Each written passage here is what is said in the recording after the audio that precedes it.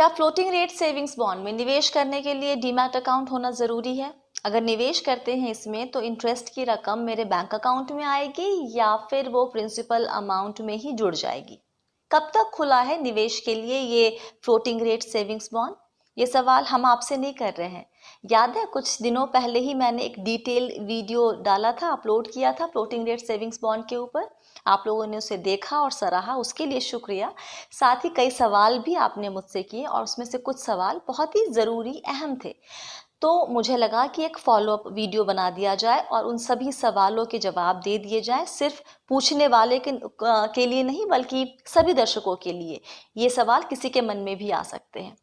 नमस्कार, स्वागत है आप सभी का बी वेल्दी के इस नए वीडियो में। और आज के वीडियो में हम फ्लोटिंग रेट सेविंग्स बॉन्ड से जुड़े आपके सवालों के जवाब देंगे।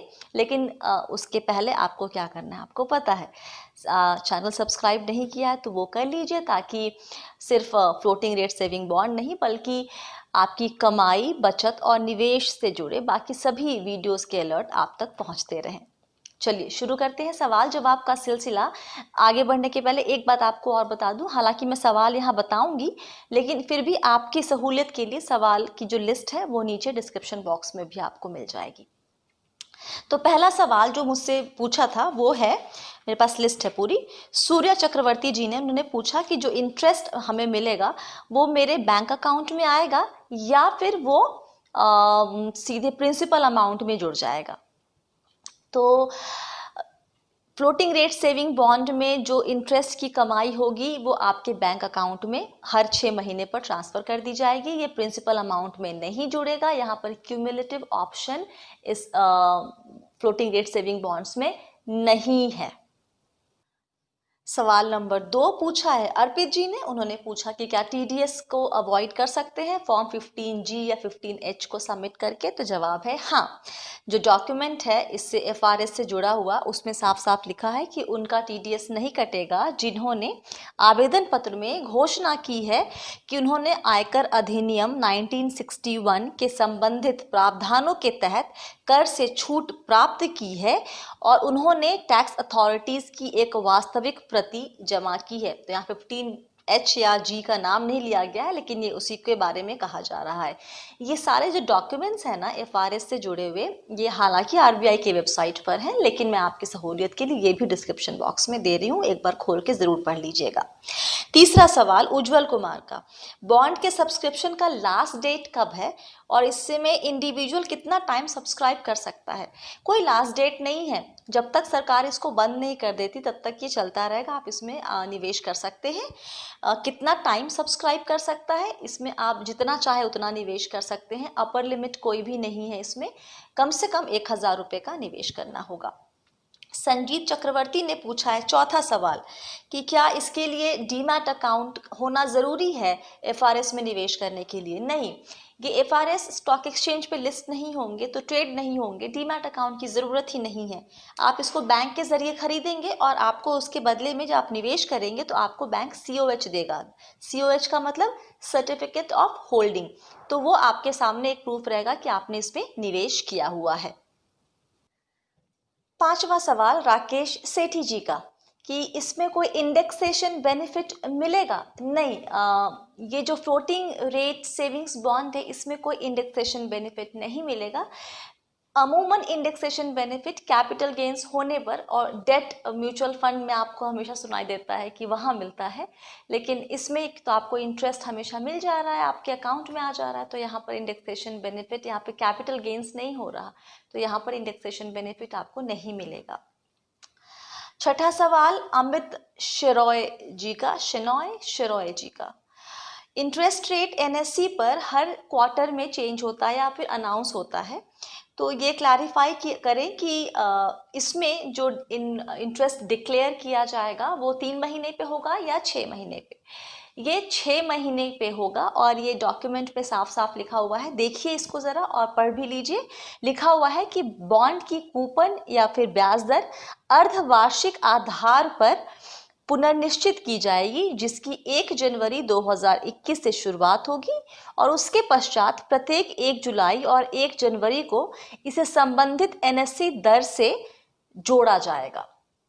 तो ये हर 6 महीने पर ही होगी। आपका ये जो क्वेश्चन है वो मुझे समझ में आ रहा है कि कहाँ से आ रहा है, क्योंकि हर क्वार्टर चेंज होता है या अनाउंस किया जाता है एनएससी का रेट, और ये एनएससी से लिंक्ड है, तो आपके दिमाग में ये क्वेश्चन आया। लेकिन इसका जवाब मैंने आपको डॉक्यूमेंट सामने आपको दिखा भी दिया है कि क्या लिखा हुआ है कि 6 महीने पर के लिए ही फिक्स किया जाएगा, 3 महीने के लिए नहीं। अब आखिरी और अहम सवाल, पांडुरंग माली जी का भी सवाल है और कई बाकी लोगों ने भी पूछा कि इसमें निवेश कैसे करना है, ऑनलाइन कर सकते हैं या फिर सिर्फ ऑफलाइन होगा। तो इसको लेके जो एफआरएस पे जो नोटिफिकेशन है उसमें ये बात की गई है कि बैंकों को ये प्रोडक्ट बहुत जल्दी अपने ब्रांचेज में अवेलेबल करवाना होगा, और साथ ही एक ऑनलाइन फैसिलिटी भी देनी होगी, ताकि इसमें अप्लाई करने का या निवेश करना आसान हो जाए निवेशकों के लिए। लेकिन फिर जब मैंने 3 4 5 बैंकों की वेबसाइट पे चेक की तो मुझे इसमें अभी ऑनलाइन निवेश का जो फैसिलिटी है वो कहीं दिख नहीं रहा फ़िलहाल के लिए। मुझे लगता है वक्त लगेगा, लेकिन अभी फ़िलहाल नहीं है। मैंने SBI, bank of Baroda, HDFC और आईसीआईसीआई बैंक चेक किया। आप देख सकते हैं यहाँ पर सबसे पहले आप देख लीजिए एसबीआई में यहाँ पे कहीं जो गवर्नमेंट स्कीम्स हैं उसमें कहीं इसका जिक्र नहीं मुझे दिखा। मैंने बाकी जगह भी ढूंढा लेकिन मुझे मिल नहीं रहा फ़िलहाल। इसके अलावा अब बैंक ऑफ बड़ौदा देख लीजिए, वहाँ पर भी गवर्नमेंट डिपॉजिट स्कीम बॉन्ड में इसका नाम नहीं है। एचडीएफसी की साइट पे आएंगे तो आपको सेविंग बॉन्ड्स या बॉन्ड्स एंड सिक्योरिटीज़ के नीचे सेविंग बॉन्ड है, और उसकी डिटेल्स भी आपको मिल जाएंगी कि इसके फीचर्स क्या है, एलिजिबिलिटी क्या है, टर्म्स एंड कंडीशन, एफएक्यू सब कुछ है। लेकिन निवेश कैसे करना है इसके बारे में यहाँ पे जानकारी नहीं है।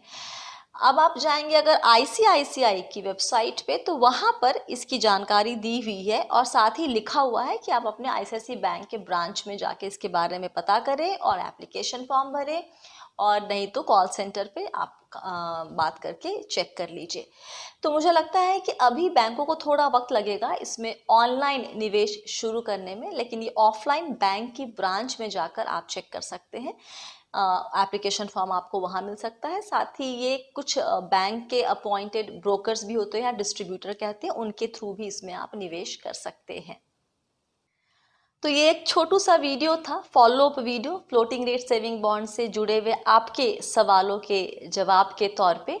आगे से मेरी कोशिश ये रहेगी कि जब भी किसी प्रोडक्ट के बारे में मैं आपको बताऊं तो उसके 2 या 3 या 4 दिन के भीतर एक फॉलो अप वीडियो लेके आऊं, ताकि आपने जो भी सवाल पूछे हैं उस प्रोडक्ट से जुड़े हुए उसके जवाब मैं उस वीडियो के ज़रिए मैं आपको दे सकूं। तो कैसा लगा आपको ये वीडियो, आप मुझे ज़रूर नीचे कमेंट सेक्शन में लिखिए, लाइक कीजिए, शेयर कीजिए, ताकि ज़्यादा से ज़्यादा लोगों के जो डाउट्स हैं या उलझन है इस प्रोडक्ट से जुड़े हुए वो दूर हो सके। याद रखिए, आप हैं मेरे यानी स्वाति के साथ, और हम सब हैं बहुत ही सावधानी और समझदारी के साथ अमीर बनने के सफ़र पर।